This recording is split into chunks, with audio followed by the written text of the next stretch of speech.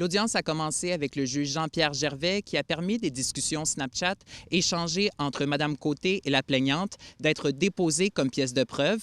L'interrogatoire de l'accusée, Mme Côté, a par la suite débuté.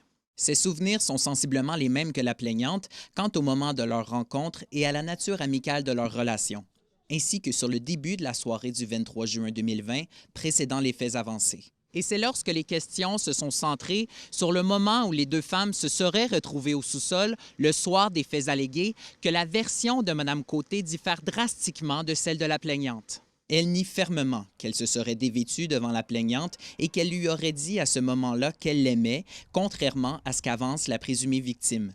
Mme Côté a aussi affirmé que peu de temps après s'être couchée, elle se serait endormie pour se réveiller seulement que le lendemain matin, contredisant ainsi la version de la plaignante, voulant qu'elle l'aurait agressée de manière répétée avant de s'endormir. Leur relation dans les jours et les semaines qui ont suivi a été en dents de scie. Elle raconte qu'au fil des semaines, la version de la plaignante évoluait et que selon elle, ça ne tenait pas debout et que selon elle encore, la version de la plaignante n'est pas vraie. Et ultimement, Mme Côté estime que les événements avancés par la plaignante avaient pour but de la manipuler.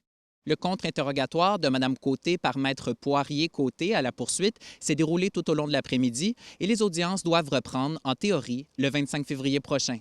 Félix Blaquière, RNC Nouvelles, Val-d'Or.